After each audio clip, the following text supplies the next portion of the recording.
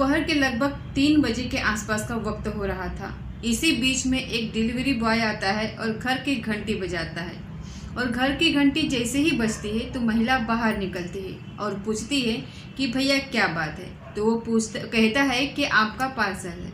Parcel दे करके signature कराता है और जैसे ही जाने के लिए निकलता है तो कहता है कि मैडम साहब घर पर हैं या बाहर। तो वो कहती है कि साहब तो ड्यूटी पर गए हुए हैं। तभी वो कहता है कि मुझे प्यास लगी है, क्या एक गिलास पानी मिल सकता है। तो जैसे ही पानी मांगा जाता है तो वो कहती है कि ठीक है कोई बात नहीं, आप अंदर आ जाइए। अब डिलीवरी बॉय अंदर जाता है और अंदर जाने के बाद जब तक उसका मन करता है, जब तक उसका दिल नहीं भर जाता, तब तक वो घर के अंदर रहता है। और आसपास के किसी व्यक्ति को इस बात का कोई शक नहीं था, कोई कुछ नहीं था। और ये ऐसा पहली बार नहीं था, ये लगातार कई सालों से ऐसा चला आ रहा था। और एक दिन सोशल मीडिया पे ये खबर तैरती है कि उस पुलिस वाले, यानी कि वो पुलिस वाले की बीवी होती है, पुलिस वाले के बीवी का कत्ल हो चुका है। अब पुलिस ने इस घटनाक्रम का खुलासा करने की तमाम जतन लगाए, तमाम कोशिशें की। एक ऐसा अंधा कत्ल था कि कातिल को ढूंढ पाना बड़ा मुश्किल था। आखिरकार पुलिस ने उस कातिल को तलाश कर लिया, उसे गिरफ्तार किया। और गिरफ्तार करने के बाद वो कातिल लगातार एक ही बात कर रहा था कि मैं पकड़ा कैसे गया, बस मुझे ये बता दीजिए। पुलिस हंसती है, मुस्कुराती है और कहती है कि पहले ये बताओ कि कत्ल कैसे किया और क्यों किया, क्या वजह रही। आखिरकार तब दोनों ने एक दूसरे के बारे में बताया। तब लोगों को इस कहानी के बारे में सुन करके बड़ी हैरानी हो रही थी कि ऐसा कैसे हो सकता है। आज कहानी उसी डिलीवरी बॉय, पुलिस वाला और पुलिस वाले के बीवी की है। नमस्कार, स्वागत है आपका हमारे चैनल पर। आज की जो सच्ची घटना मैं आपको सुनाने जा रही हूँ, ये सच्ची घटना है छत्तीसगढ़ प्रदेश का एक जिला है सुकमा। दरअसल सुकमा जिले में ही तैनात एक पुलिस वाला होता है जो कि 2 हैंडलर होता है। उसका नाम शिशुपाल होता है। शिशुपाल अपने पत्नी को फ़ोन करता है। वो लगातार फ़ोन कर रहा था। पत्नी रहती थी रायपुर का एक विधानसभा थाना क्षेत्र था, उसी का एक इलाका है आमा सिवनी। आबा सिवनी के पास एक कॉलोनी है, पुलिस कॉलोनी, उसी का ब्लॉक नंबर, ये गली नंबर 4। अपने पत्नी जॉली को वो फ़ोन मिलाता है और वो पहली बार फ़ोन करता है 6 मार्च 2024 को। फ़ोन उठता नहीं है। फिर दूसरी बार फ़ोन करता है, तीसरी बार फ़ोन करता है। उसे लग रहा था कि बीबी सो रही है। तो कुछ देर के बाद फिर 1 घंटा बीतता है, फिर वो फ़ोन करता है। लगातार फ़ोन कर रहा है अपने बीबी को। वो पुलिस वाला फ़ोन उठ नहीं रहा तो वो परेशान हो जाता है और कहता है कि आखिरकार करा जाए तो क्या करा जाए। तभी पास में ही एक घर होता है, पड़ोसी के पास फ़ोन किया जाता है और पड़ोसी से कहा जाता है कि जाकर के देखो, मेरी जो बीबी है वो पता नहीं बाज़ार गई है, घर में है या क्या कर रही है। काफ़ी बार ट्राई कर चुका हूँ लेकिन फ़ोन नहीं उठ रहा। अब पड़ोसी जाते हैं और कहते हैं कि साहब घर पे ताला लगा हुआ है। और वैसी स्थिति में जब ताला लगा हुआ है तो क्या करें। तभी वो पुलिस वाला कहता है कि घर के अंदर झांक करके देखो, हो सकता है कि कोई बात हो। तो जैसे ही वो घर के अंदर झांक करके देखते हैं तो इसी बीच में उस आदमी की जो नज़र पहुंचती है, उस आदमी के होश फाख्ता हो जाते हैं। दरअसल वो घर के आंगन में देखता है कि जगह जगह ब्लड फैला हुआ है, खून के छींटे फैले हुए हैं।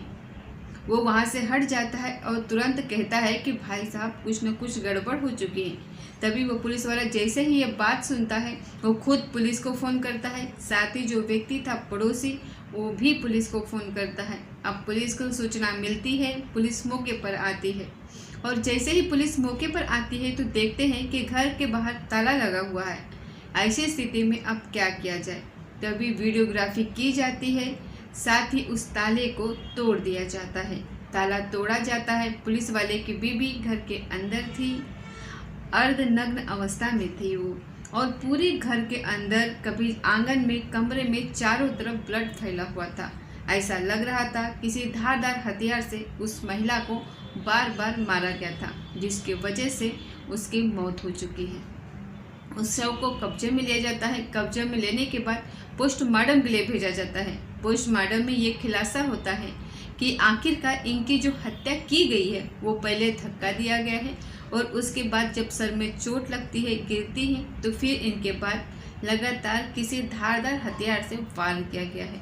हत्या क्यों की है, कैसे की है, क्यों की है, ये पुलिस के लिए सबसे बड़ा सवाल था। पुलिस वाला जो था वो पुलिस वालों को शक था उसके पति को कि कहीं उसने ही तो ये काम नहीं किया। उसके फ़ोन की सीडीआर निकलवाई जाती है, साथ ही महिला के फ़ोन की सीडीआर निकलवाई जाती है। अब इस मामले की जांच पड़ताल में पुलिस जुट जाती है। धीरे धीरे करके दिन बीतने लगते हैं। 5 मार्च 2024 की ये घटना होती है। 6 तारीख को पता चलता है, लेकिन कातिल पुलिस के हाथ नहीं लगता और पुलिस के लिए बड़ा मुश्किल हो जाता है। आसपास के जितने भी सीसीटीवी कैमरे थे उनको खंगाला जाता है। साथ ही महिला का जो मोबाइल होता है उसके सीडीआर से जितने लोग संपर्क में होते हैं उनसे भी कांटेक्ट किया जाता है, लेकिन पुलिस को कातिल नहीं मिलता। पुलिस थक जाती है और आखिरकार 10-12 दिन का समय बीत जाता है। बात है 15 मार्च 2024 की। पुलिस एक व्यक्ति को उत्तर प्रदेश का एक इलाका है भदोई, वहां से पकड़ती है, गिरफ्तार करती है और गिरफ्तार करके लेके आती है थाने। थाने लेके आने के बाद उससे पूछा जाता है कि आखिर पूरी कहानी क्या है, कहानी बताओ। तो व्यक्ति जो होता है जिसका नाम जय सिंह उर्फ राहुल होता है और वो कहता है कि सर सब कुछ बता दूंगा, लेकिन पहले मुझे ये बता दो कि आखिरकार मैं पकड़ा कैसे गया। पुलिस वाले कहते हैं कि पहले आपको ये बताना पड़ेगा कि तुम यहाँ करने क्या आए थे, तुमने कत्ल क्यों किया, तुम्हारा इस घर से क्या लिंक है, क्या रिश्ता है। तब उसने कहानी बतानी शुरू की और कहानी शुरू होती है कुछ 4 साल पहले से। टिकटॉक का ज़माना था। टिकटॉक हर लोगों के ज़ुबान पर था, हर व्यक्ति के ज़ुबान पर था और वो सर चढ़ के बोल रहा था। आप एक वीडियो बनाया करते थे और वीडियो बनाकर उस पर अपलोड कर दिया करते थे। टिकटॉक का ही बोलबाला हुआ करता था। अब वो जो पुलिस वाले की बीवी होती है जिसका नाम जोली होता है, जोली अपनी वीडियो बनाया करती थी। ये लड़का भी अपनी वीडियो बनाया करता था। हालांकि ये लड़का मुंबई में रहकर नौकरी किया करता था इलेक्ट्रिशियन के, और इसकी भी शादी हो चुकी है, 2 बच्चे इसको हो चुके हैं। और ये जिस महिला के साथ वीडियो बनाया करता था तो उस महिला की भी शादी हो चुकी है पुलिस वाले से, लेकिन इस बात को पुलिस वाले घर वाले नहीं जानते थे और ना ही इस लड़के के घर वाले जानते थे। वो मुंबई से रहकर वीडियो बनाता था, ये यहाँ से रहकर वीडियो बनाती थी। दोनों मर्ज करते थे और सो जाते थे। टिकटॉक पर लगातार इनके वीडियो काफ़ी चलते भी थे। अब दोनों की दोस्ती हो जाती है, दोस्ती कुछ ज़्यादा होती है। दोनों आपस में एक दूसरे को पसंद भी करने लगते हैं। दोनों ही शादीशुदा होते हैं। अब इस महिला ने कहा कि तुमसे मिलने का मन कर रहा है, बात करने का मन कर रहा है, आ जाओ किसी दिन बात करते हैं। तो वो मुंबई से सीधा चला आता है रायपुर, और रायपुर में आने के बाद इस महिला के पास अब इसने कहा कि अगर तुम यहाँ आओगे, ये पुलिस की कॉलोनी ही कोई देखेगा तो बात खराब हो सकती है, इसीलिए कुछ ना कुछ अलग करना पड़ेगा। तभी उसने एक यूनिफॉर्म ली। यूनिफॉर्म थी डिलीवरी बॉय की, ताकि वो आए तो किसी को शक भी ना हो। डिलीवरी बॉय बन करके वो आता है, दरवाज़ा खुलवाता है और उसके बाद फिर एक दूसरे के साथ रहते हैं, वक्त बिताते हैं। और वो ऐसे वक्त में आता था जब पुलिस वाला घर पे होता ही नहीं था।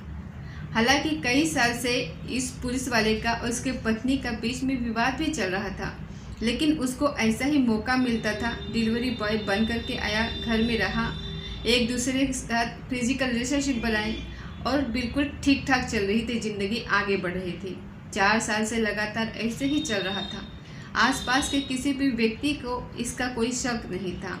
ठीक वैसे ही इस लड़के ने 5 मार्च 2024 को मुंबई के एयरपोर्ट से एक हवाई जहाज पकड़ा रायपुर के लिए, और लगभग शाम 6:30 बजे ये रायपुर पहुंच जाता है। और रायपुर आने के बाद इस महिला के पास जाता है। इस महिला से कहता है, इस लड़के का नाम राहुल होता है, वो जोली, इस महिला का नाम जोली होता है। वो जोली से कहता है कि बताओ क्यों बुलाया है। तो ये कहती है कि मैं तुमसे शादी करना चाहती हूँ, शादी करो, नहीं तो मैं तुम्हारे खिलाफ FIR करूँगी, क्योंकि तुमने मेरे साथ कई साल से शोषण किया है। फिर वो लड़का परेशान हो जाता है, लेकिन इस बार वो पूरे इरादे से आया था।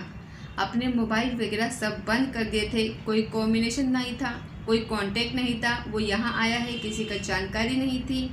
कपड़ा भी पूरा उसने अपने आप को, पूरा चेहरे को ढक लिया था ताकि कोई पहचान न सके। घर आता है, जैसे ही बातचीत चल रही थी उसने महिला को धक्का दिया। धक्का देने के बाद महिला गिर जाती है और कैंची पास में पड़ी हुई थी, उस धारदार हथियार से उस महिला के शरीर पर बहुत वार करता है और उसके लाश को पूरे घर में इधर से उधर लेकर के वो दौड़ रहा था। और दौड़ने के बाद यहाँ से लगभग 6:30 बजे घर में प्रवेश करता है, 9 बजे घर से निकलता है और वापस उसे मुंबई जाना था, लेकिन थोड़ा लेट हो जाता है क्योंकि उसकी जो फ्लाइट थी वो छूट जाती है। अब फ्लाइट छूट जाती है, फिर वो क्या करे, परेशान हो जाता है। सीधा स्टेशन पहुंचता है और वहां से पूरी LTT एक्सप्रेस से वो भूसावली तक गाड़ी पकड़ता है। वहां से वो भूसावली से कामयानी एक्सप्रेस पकड़ता है और उससे वो उत्तर प्रदेश के भदोई अपने गांव पहुंच जाता है। उसे लग रहा था कि अब इस घटनाक्रम का कभी खुलासा नहीं होगा, क्योंकि उन दोनों की बात जब भी होती थी वो सोशल मीडिया के माध्यम से होती थी। मोबाइल वगैरह का इस्तेमाल एक दूसरे से नहीं किया करते थे। अब ऐसी स्थिति में जब इसने कहा कि साहब मैंने पूरी कहानी बता दी, लेकिन मैं पकड़ा कैसे गया या ये भी तो बता दो, तो पुलिस वालों ने कहा कि जब तुम मुंबई से रायपुर के लिए सफ़र कर रहे थे तो हवाई जहाज का एक टिकट मिला था। दरअसल तुम जल्दबाजी में उस टिकट को इस घर के अंदर ही भूल के चले गए थे और हम लोगों की नज़र भी उस पर नहीं पहुंच पा रही थी। लगातार कई दिनों बाद वो टिकट हमारे हाथ लग जाता है और उस टिकट के माध्यम से हमने रायपुर के जो हवाई अड्डा होता है उसके CCTV कैमरे निकाले, साथ ही मुंबई भी टीम जाती है और वहाँ से जानकारी जुटाई जाती है। जब मुंबई में पता चलता है कि तुम यहाँ हो ही नहीं, तुम अपने गांव गए हो, इसके बाद टीम तुम्हारे गांव भदोई पहुँचती है और भदोई जाने के बाद तुम्हें गिरफ्तार कर लेती है और गिरफ्तार करने के बाद पुलिस ने उसको जेल भेज दिया है। पुलिस की कोशिश है कि कम से कम समय में उसके विरोध कड़ी से कड़ी कार्रवाई कराने की चार्जशीट दाखिल करने की कोशिश करे और उसको सजा मिल सके। साथ ही उस पुलिस वाले को जिस पर शक किया जाता था, उस पुलिस वाला का कोई दोष ही नहीं था और जहां से ये पता चलता है कि पति पत्नी का बीच में विवाद भी चल रहा था। 12 साल पहले लगभग शादी हो चुकी थी, लेकिन इनको कोई बच्चा नहीं था, इससे दोनों के बीच में विवाद भी रहता था। पत्नी उससे अलग रहना चाहती थी, इसीलिए इस डिलीवरी बॉय कहे या फिर वैसे इसका टिकटॉकर फैन कहे, उससे मोहब्बत हो जाती है। वो उसी से शादी करना चाहती थी, जबकि वो 2 बच्चों का बाप होता है। वो अपने 2 बच्चों को छोड़ना नहीं चाहता था, इसीलिए जिद के चलते इस महिला का कत्ल हो जाता है। दोस्तों, इस पूरी घटना को सुनाने का उद्देश्य किसी को परेशान करना नहीं है, किसी का दिल दुखाना नहीं है, बल्कि आपको जागरूक करना है, आपको सचेत करना है। और मिलते हैं अगले किसी सच्ची घटना के साथ। तब तक जय हिंद, जय भारत।